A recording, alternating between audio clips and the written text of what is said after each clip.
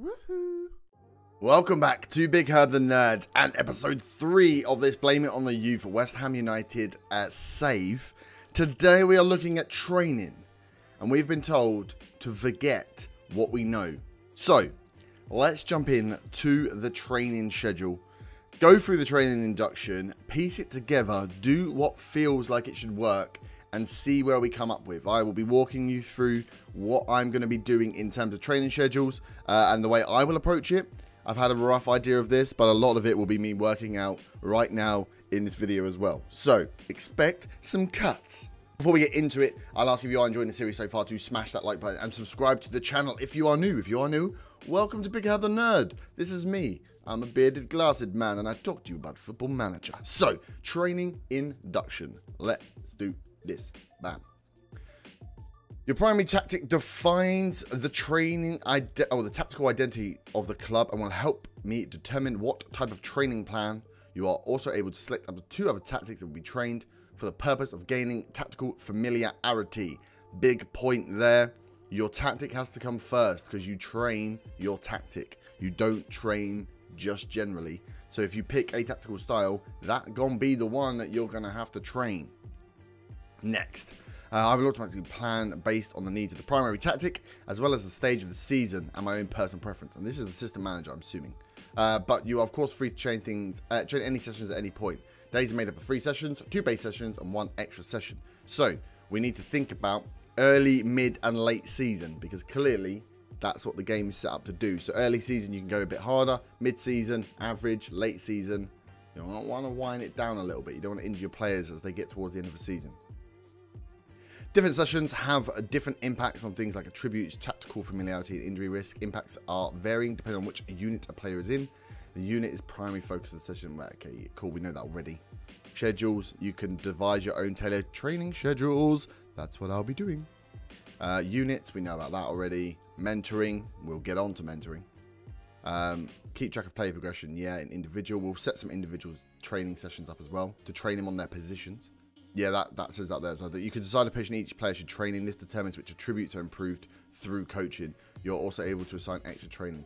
So you can give... Oh, extra training.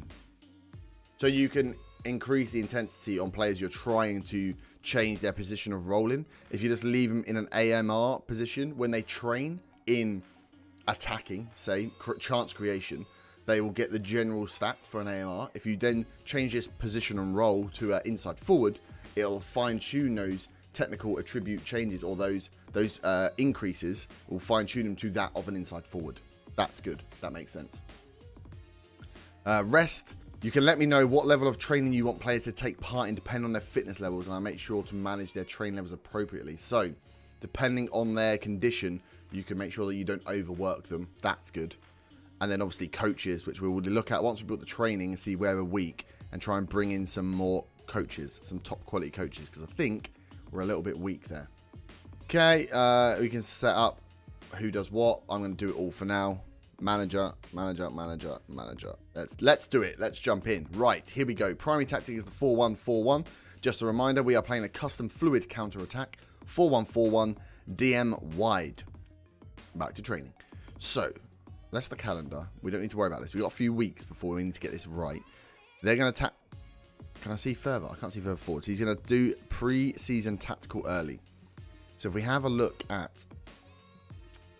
I don't think we need the summary page. Let's go straight into schedules. Start schedule. So if we look at pre-season, they have early, mid, and late. I'm assuming that's pre-season. Light, normal, heavy, tactical, and technical. Tactical styles, we've got the fluid counter, so we can start with that. I think we'll start with that for our mid-season. Scenario, big match prep, fixture congestion, boot camp. Full week of rest. Weird. Training style. You're going to go defense, possession, attack. Okay. And then custom schedule completely. Just do what you want. I think custom schedule is where you save your ones. So what I'm thinking is, let's start with just our standard one. We got a no match, a 1 match, and a 2 match. That's pretty good actually, isn't it? We can just... Yeah, we can just change these and tweak these how we want. Obviously fatigue's higher in a 2 match. So we'll do a bit more watching. So that's what I wanted to get, is an idea of what we train when we have the normal season. So we've got a training schedule for when we're not playing. We've got a training schedule for when we've got 1 match and when we've got 2 match. I might as well start with the fluid counter attack ones because they're going to train the areas that I want my team to be training in anyway. So I can use those and then tweak them if I need. So we'll get those 3 set up first. In fact, do we need to do anything with it? Let's have a look. So this is the no match. So it trains goalkeepers, defenders, and attackers. Overall, okay, they all get pretty balanced, don't they? So we've got match tactics and match practice. Match tactics and match practice in a no game week. That seems odd. That we don't push a bit harder. Ball distribution, chance creation, transition, attacking patient, defending disengaged. Okay, so it's based on those units. So what I could do is change attacking patient to attacking direct. So maybe what I do also is tweak these for... I don't want to... I need to understand whether I go overboard of it or I just leave it as it is for now. So what I'm thinking is you've got the 0 match, 1 match, 2 match, but as part of the 1 match, probably just the 1 match, we set one that is for playing against a bigger team and playing against a smaller team. So playing against a team we think we're going to lose versus playing against a team we think we're going to beat. Because that will change the way we want to technically play in the game, doesn't it? So let's leave the no matches as it is for now. Actually, no, I lie. I don't like having too much map tactics in there. So this session is fully proposed, prepared on... Yeah, we're praying for an upcoming match, which we don't have. So if we do it on a Saturday, then that will prep us for the week after. Let me look at a 1 match. So it puts the match practice in on Wednesday. So I think a no week game, we should replace these with physical training. So we've got endurance. That will give us stamina, natural fitness, and work rate. That's always good. Or recovery. Oh, that's a nice one to do. Or we just have rest. Screw rest. So, well, do you know what? We'll put some... Oh, they've got recovery in at the end anyway. Quickness. Resistance does strength, work rate, aerial reach, acceleration, agility, pace. Right, let's go for a quickness session in the morning. Oh, that's going to be high intense, isn't it? Match practice. What does that actually do? Oh, it's a practice match. Oh, that makes sense. Match practice. So maybe we should have one of those, but we'll only have it on the Saturday. And then let's do... so if we're going to go... What's general? Outfield now. Balls. Match tactics. Teamwork. Could work on teamwork, couldn't we?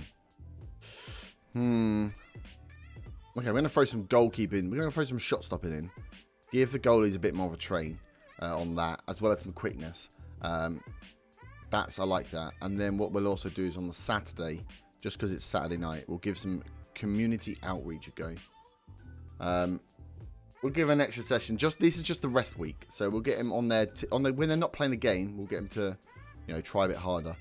And then we've got the recovery in there, which just gives them. They've got the rest on Sunday. That's nice. They got rest on Sunday. Stop mucking around. Actually, we could do community outreach on Sunday. No, we'll give them a break. We'll give them a break. So that is. We'll start with that as our no match save. So let's save that as fluid counter attack. No match. I'm going to have to call it just like Big Herb, because otherwise I'm not sure how it will save. Cool. Easy. Oh my God. We're doing it. So we have 3 schedules. We've got a no match schedule, a 1 match, a 2 match, and a big match. So which is a 1 match where we expect him to get trounced a little bit. Let's see how they go. I mean, we can only try. And I think that's a good way to start, is start with your tactical style and go from there, because it's going to get them used to it sooner. And then I suppose there's other scenarios and stuff you can pick depending on what is going on. Boot camp. Oh my God.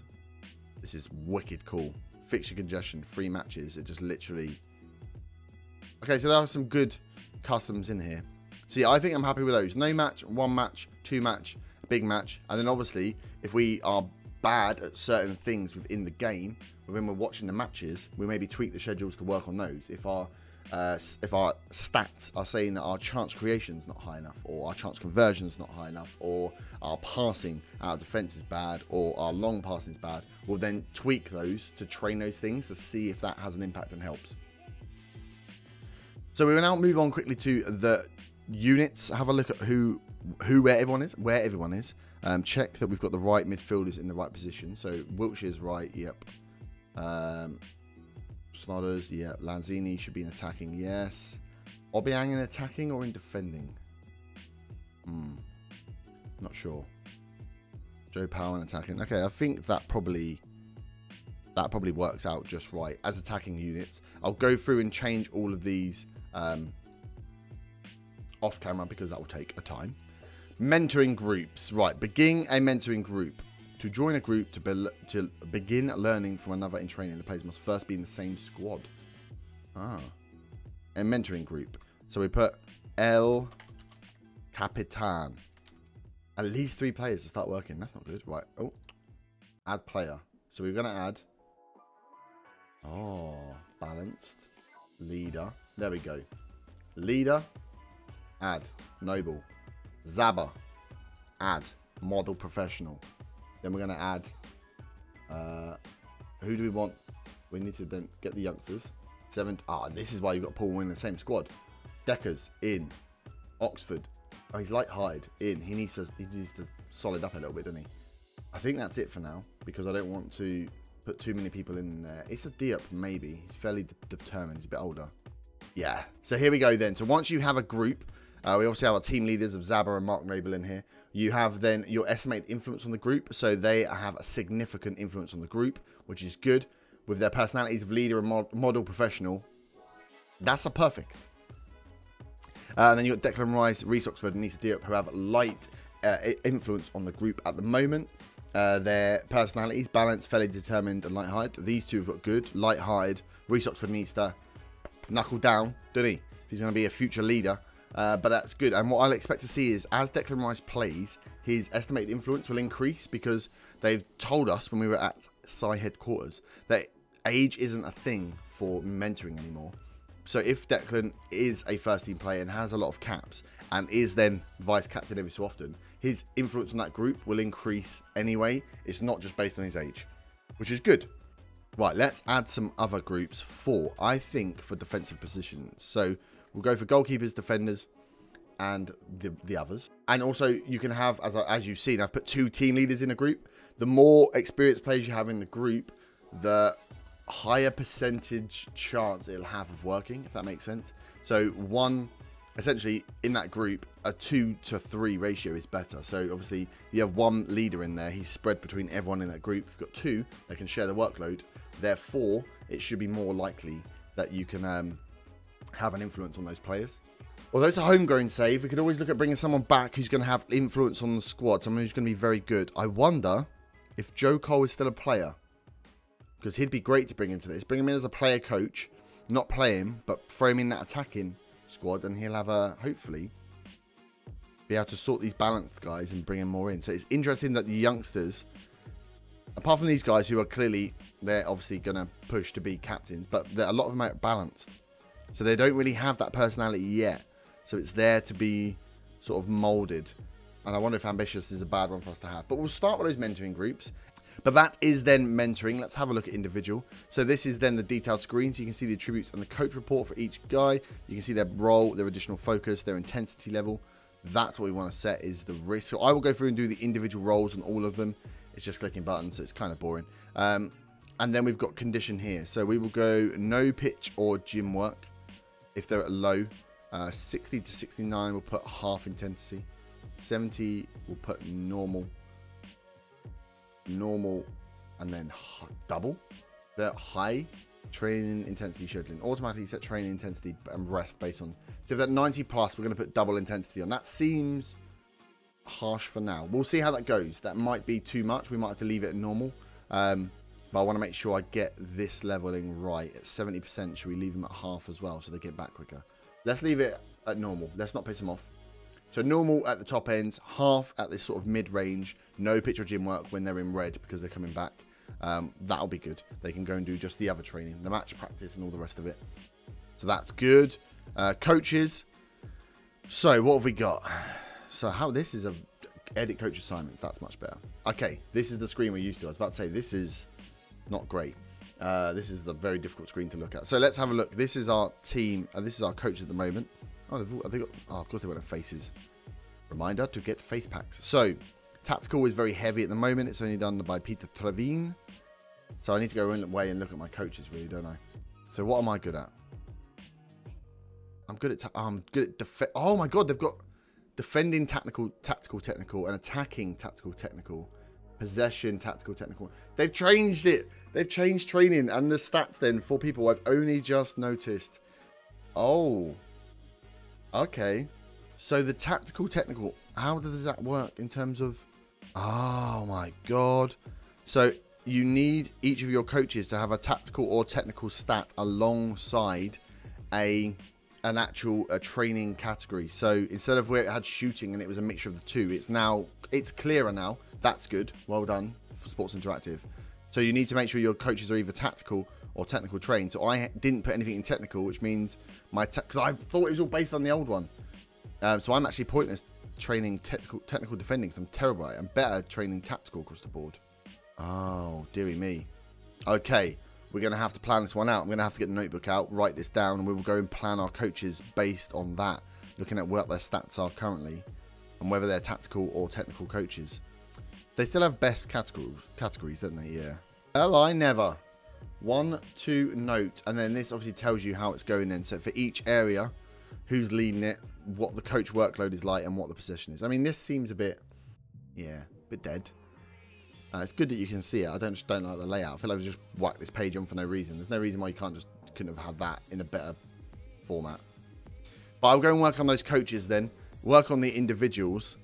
And that is training. You can see here we've got a training intensity. Let's go for the list form. Is it in here? Training. There we go. We can do it all from this list form. Pick them all very quickly. Change their position. Change their focuses if needs be. Look at there. Oh, there we go. This is working out lovely. So we will leave that there for training. Like I said, we've got a couple of weeks until we can start changing these on here. I think I probably need to go into responsibilities and take it over. And then once we get through the full weeks of rest, because they're not back from their pre-season yet, we'll start adding our individual schedules, as we selected here, into the schedule and start managing training that way, seeing how it goes during pre-season. But that will round up the introductory episodes of this series. I will be back next time for the start of the season, which is a game against Arsenal. And I think because we've done all the introductions this way, we'll be back for a double live com. Arsenal, Huddersfield. You'll see how we got on in the friendlies. I'll walk you through how well I think the training's going. And hopefully we'll have all the scouts in, all the staff set. I'll walk you through some of those as well. And we'll be starting to look for those wonder kids. So if you have any suggestions for good, young, ideally home nations, because I'm thinking Brexit, then let me know down below in the comments. Also, let me know who you are playing with in FM19, who you starting your first saves with, and have you jumped into training yet? Has this little video or my other previous training video given you the little bit of confidence to go in and give it a go? Let me know down below. But thank you very much for watching. Smash that like button. Subscribe if you're new. Have a great evening. Bye-bye.